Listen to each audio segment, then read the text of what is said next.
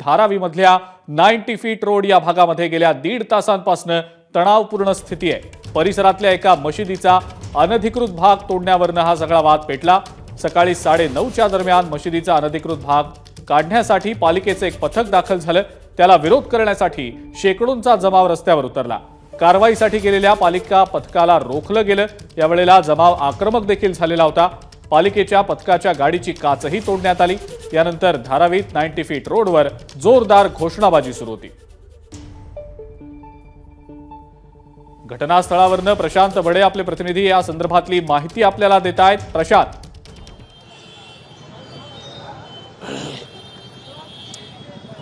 अजिंक्य, माझ्या मागे जर बघितलं तर साधारणतः इथून एक साधारणतः 10 ते 15 मीटरच्या अंतरावर ही मेहबूब सुबानी मस्जिद आहे आणि या मशिदीच्या बाजूलाच असलेल्या धारावी पोलीस स्टेशनमध्ये आता काँग्रेसच्या नेत्या वर्षा गायकवाड ज्या आहेत त्या दाखल झालेल्या आहेत। अप्पर पोलीस आयुक्त, मुंबई महानगरपालिकेचे कर्मचारी, या मशिदीचे मौलवी आणि या विभागातले समाजसेवक यांचा एकत्रित मिळून या ठिकाणी बैठक पार पडते आहे। या संदर्भात काय पुढे करण्यात यावं, कारण तणावाची स्थिती झालेली आहे। संपूर्ण रस्ता जो आहे तो सध्या बंद आहे, कारण इथल्या नागरिकांचं म्हणणं आहे मशीद 50 वर्षापेक्षा जास्त जुनी आहे, त्यामुळे यावर कारवाई होऊ नये। माझ्याबरोबर काही इथले स्थानिक रहिवासी आहेत। काय सांगाल, किती वर्ष जुनी ही मस्जिद आहे आणि काय तुमचं म्हणणं आहे नेमकं? सर, ये मस्जिद लगभग 60 से 64 साल पुरानी है और अभी 3 से 4 साल स्ट्रक्चर बन के हो गया और ये नया नहीं, बहुत पुराना है मस्जिद। ये 60 से 65 साल पुरानी मस्जिद। आज सुबह क्या हुआ और किस लिए ये आंदोलन चल रहा है? ये आज बीएमसी के कुछ अधिकारी जो है मस्जिद को तोड़ने के लिए आए हैं। मस्जिद को तोड़ने के लिए आए हैं, तो आप बताइए कि हम लोग जो है संविधान ने जो अधिकार दिया उस अधिकार के द्वारा खड़े हुए हैं और बीएमसी का कहना है कि अनलीगल है। तो अनलीगल तो पूरा धारावी है। आप देखिए पूरा धारावी में धर्म स्थल का झोपड़े भी बहुत अनलीगल है, पूरा बैंड्रा अनलीगल है, पूरा धारावी पीला बंगला सब अनलीगल है। आपको अगर अनलीगल पे हाइट पे अगर डिफरेंस है, मतलब हाइट से दिक्कत है, तो पहले वहां से शुरुआत कीजिए, बाद में ये धर्म स्थल पे आइए। डायरेक्ट पहले ही धर्म स्थल पे आप आ रहे हैं। दूसरी बात है कि हम लोग जो रोड पे नमाज पढ़ा करते थे उस समय लोगों को तकलीफ थी कि रोड पे नमाज ना पढ़े। आज 25 साल पहले आप देख लीजिए जो पॉपुलेशन था, आज 25 साल बाद हर घर में 5 बच्चे बढ़ गए। तो 5 बच्चे जब बड़े हुए तो कहाँ नमाज पढ़ेंगे, हम कहाँ जाएंगे नमाज पढ़ने के लिए? हमें आप बना के दे दीजिए नमाज पढ़ने के लिए। और अनलीगल हाइट है, जगह अनलीगल नहीं है। हम लोग की कोई भी मस्जिद होती है अनलीगल नहीं होती है सर। हम लोग का हाइट है, हाइट हो सकता है, मैं मानता हूँ, क्योंकि पहले 2 फ्लोर था, अभी 3 नहीं 4 फ्लोर किया गया। तो ये डायरेक्ट जो है धर्म स्थल पे ही क्यों टारगेट किया जा रहा है? अब उसकी आस्था हम लोगों के साथ जुड़ी हुई है। तो ये देखिए, मैं आपके माध्यम से एबीपी के माध्यम से बताना चाहता हूँ कि कुछ स्टेट में इलेक्शन है, महाराष्ट्र में इलेक्शन है, बस ये हमेशा से ये इलेक्शन के टाइम इस समय का मुद्दा आता ही है और जो है वोटों का धूमीकरण होता है, धर्म स्थल के नाम पे जो है वोट का बंटवारा किया जाता है, बस वही चीज ये चल रहा है। क्या कहेंगे, आपकी क्या मांग है अभी? देखिए, हमारी मांग ये है कि जिस तरह से रोड पे नमाज पढ़ने से पब्लिक को तकलीफ होता था, ट्रांसपोर्टेशन को तकलीफ होता था, तो उसी बिना पे जो है ना बहुत सारे एप्लीकेशन भी दिए गए कि भाई हमारी मस्जिद को हाइट बढ़ाया जाए, क्योंकि हाइट बढ़ाया रहेगा तो लोग वहाँ पे नमाज पढ़ सकते हैं, फिर रोड ब्लॉक नहीं होएगा, रास्ता ब्लॉक नहीं होएगा, आने जाने वाले को तकलीफ नहीं होएगा। और मस्जिद जो है बहुत पुरानी है, कोई नई मस्जिद नहीं है।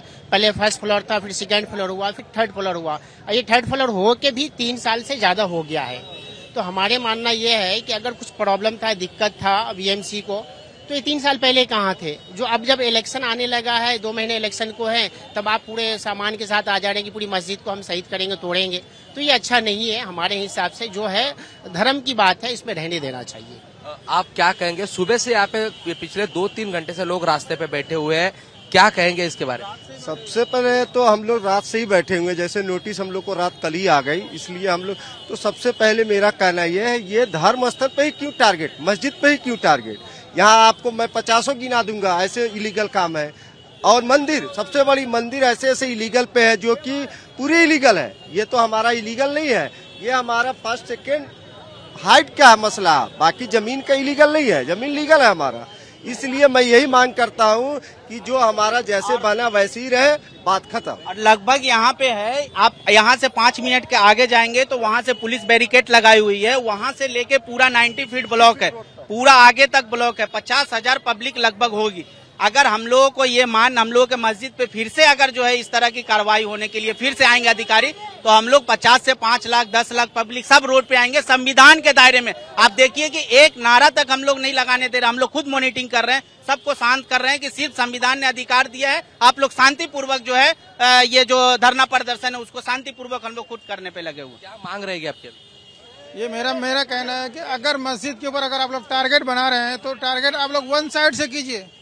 वन साइड से जो भी अनलीगल बिल्डिंग है, अनलीगल अगर फ्लोर है, वो अनलीगल फ्लोर को वन साइड से तोड़ा कीजिए। डायरेक्ट धर्मस्थल पे क्यों हो रहा है? ये मस्जिद के ऊपर नहीं होना चाहिए। आपण जर बघितलं तर की ही इथल्या स्थानिक लोकांच्या प्रतिक्रिया आहेत की 90 फीट रस्त्यावर मोठ्या प्रमाणात या अगोदर अनधिकृत बांधकाम झालेली आहेत। 3 वर्षापूर्वी जर हे बांधकाम झालेलं आहे तर मग या अगोदर देखील कारवाई काय केली गेली नाही। रात्री या मशिदीला नोटीस देण्यात आलेला आहे आणि तेव्हापासून हे आंदोलन सध्या सुरू आहे आणि या संदर्भात आता अधिकाऱ्यांची बैठक जी आहे ती वर्षा गायकवाड असतील किंवा पारस्कर असतील, ऍडिशनल सीपी महानगरपालिकेचे अजित कुमार आंबे असतील, हे सगळे अधिकारी त्या ठिकाणी बसलेले आहेत। यावर काय तोडगा काढण्यात येतोय हे आता पाहणं गरजेचं आहे। ठीक आहे प्रशांत, धन्यवाद सविस्तर माहिती दिली त्याबद्दल आणि या इथल्या स्थानिकांची प्रतिक्रिया देखील प्रेक्षकांपर्यंत पोहोचवली त्याबद्दल। या सगळ्यावर राजकीय नेत्यांनी नेमकी काय प्रतिक्रिया दिली आपण ते देखील पाहूया।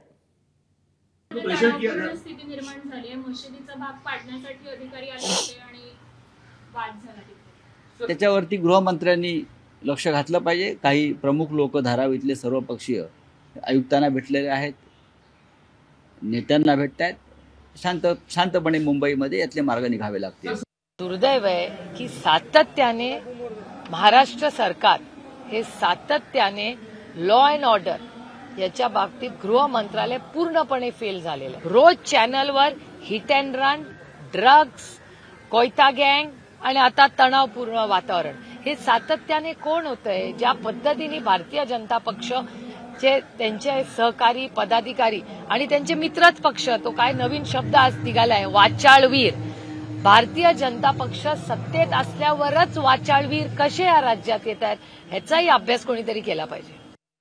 उद्धव ठाकरे आणि राहुल गांधींच्या नेत्यांना तर चेतावणी देतो, आज धारावीत दंगल कोणी घडवून आणण्याचा प्रयत्न केलाय। अनधिकृत मस्जिद लँड ग्रॅब करायचा आणि पाडायला गेलंय, तर याच्या मागे कोण आहे?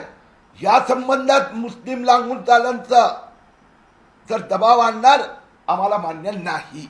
मी या संबंधात देवेंद्र फडणवीसजींना प्रार्थना केली आहे की भारतीय जनता पक्ष आणि बाळासाहेब ठाकरे असताना जी शिवसेना होती हे हिंदुत्वासाठी एकत्रित आली होती। महाराष्ट्रात भाजप सेना महायुती हे हिंदुत्वाच्या रक्षणासाठी आहे। मुस्लिम लागून चालणार नाही। एबीपी माझा, उघडा डोळे बघा नीट।